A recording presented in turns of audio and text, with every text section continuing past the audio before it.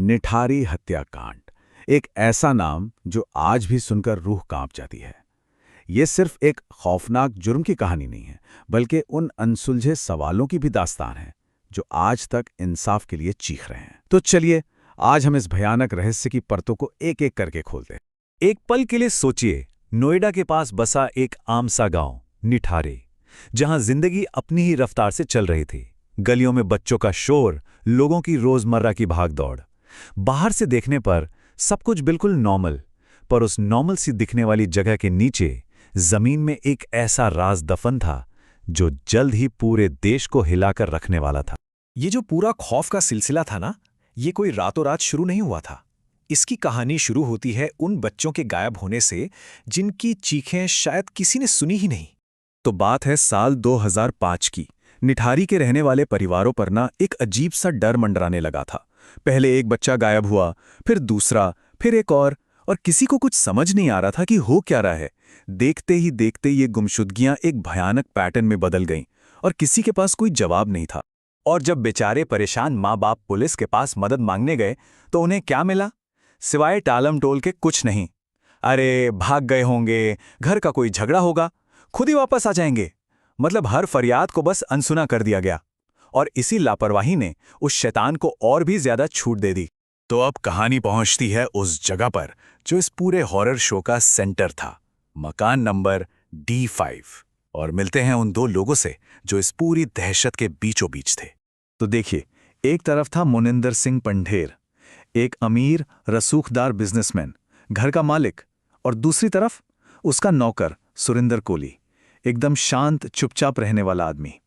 बाहर से देखने में बिल्कुल एक आम मालिक और नौकर का रिश्ता, पर उस घर के बंद दरवाजों के पीछे जो चल रहा था ना, वो किसी की सोच से भी कहीं ज्यादा भयानक था। फिर आया दिसंबर 2006। सिस्टम से हार मान चुके एक पिता ने फैसला किया कि वो अपनी बेटी को खुद ढूंढेंगे। और उनका शक उन्हें बार बार बस एक ही जगह पर ले जा रहा था, मकान नंबर D5 के ठीक पीछे बना हुआ वो गंदा नाला। और फिर उस नाले के अंदर से जो निकला, उसने पूरे देश की आत्मा को कंपा दिया। इंसानी हड्डियां, बच्चों की छोटी छोटी खोपड़ियां और उन गायब हुए बच्चों के फटे पुराने कपड़े, हर उस परिवार का सबसे बुरा सपना हकीकत बन चुका था। अब वो पर्दा उठने वाला था उस हैवानियत पर से जो D5 की दीवारों के पीछे चल रही थी। गिरफ्तारी हुई और फिर सामने आया एक ऐसा कबूलनामा जिसे सुनकर शायद पत्थर दिल इंसान भी रो पड़े। पुलिस ने सुरेंद्र कोली को गिरफ्तार किया और फिर पूछताछ में उसने जो राज उगलने शुरू किए वो किसी के भी रोंगटे खड़े कर सकते थे। उसने एक एक करके अपने सारे गुनाह कबूल कर लिए। उसने बताया कि कैसे वो बच्चों को बहला फुसलाकर घर के अंदर लाता था, फिर उनके साथ दरिंदगी की सारी हदें पार कर देता था और उसके बाद बड़ी बेरहमी से उनकी जान ले लेता था। पर यह वैशीपन यहीं नहीं रुकता था। सबूत मिटाने के लिए वो लाशों के टुकड़े टुकड़े कर देता था। और फिर उसने वो बात कबूली जिसे सुनकर पूरा देश सन्न रह गया। नरभक्षण, कैनिबलिज्म। ये एक ऐसा कबूलनामा था जिसने इंसानियत को ही सवालों के घेरे में खड़ा कर दिया। तो यहां तक तो मामला बिल्कुल सुलझा हुआ लग रहा था, है ना? एक दरिंदा पकड़ा गया, उसने अपना गुनाह भी कबूल कर लिया, केस क्लोज्ड। लेकिन क्या सच में कहानी इतनी सीधी थी? बहुत जल्द इस सीधी सादी कहानी में दरारें पड़ने लगी और एक नया और भी ज्यादा परेशान करने वाला सवाल खड़ा हो गया। सवाल बहुत सिंपल था, पर इसने पूरी इन्वेस्टिगेशन को हिला कर रख दिया। क्या यह मुमकिन है कि एक अकेला आदमी इतने सालों तक इतने सारे बच्चों को मारता रहा और किसी को कानों कान खबर तक नहीं हुई? या फिर कहानी का एक बड़ा हिस्सा अभी भी हमसे छिपाया जा रहा था? देखिए, पुलिस की थ्योरी तो एकदम क्लियर थी, एक अकेला कातिल सुरिंदर कोली, पर सच कुछ और ही इशारा कर रहा था। ऐसा लग रहा था कि कबूलनामा दबाव में लिया गया है, फोरेंसिक सबूतों के साथ बुरी तरह छेड़छाड़ हुई थी और जो गवाह थे उनके बयान भी आपस में मेल नहीं खा रहे थे। मतलब पुलिस की कहानी और असलियत के बीच का फासला बढ़ता ही जा रहा था। और यहीं से कहानी में एक थ्योरी सामने आती है, एक ऐसे किरदार की जो शायद कभी पकड़ा ही नहीं गया, द मिसिंग मास्टरमाइंड। और यहीं से ये सवाल भी उठता है कि क्या अदालत का फैसला वाकई में पूरा इंसाफ था? पत्रकारों ने, एक्टिविस्ट्स ने, कुछ जांचकर्ताओं ने वो सवाल उठाने शुरू किए जो सिस्टम को चुभ रहे थे।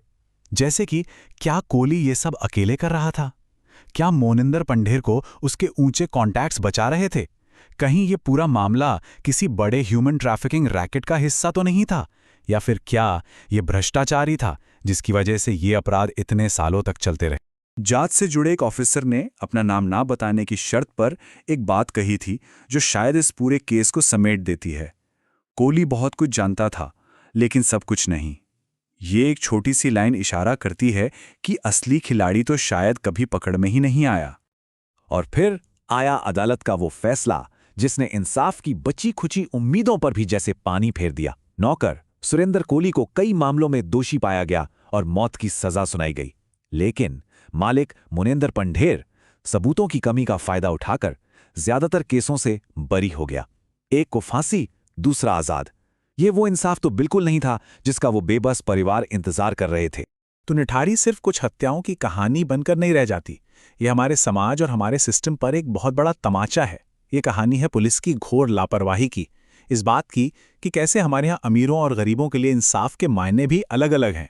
और ये कहानी है उस भयानक कीमत की जो एक समाज तब चुकाता है जब वो गरीबों की चीखों को अनसुना कर देता है। तो आखिर में हम आज भी वहीं खड़े हैं, उसी एक सवाल के साथ।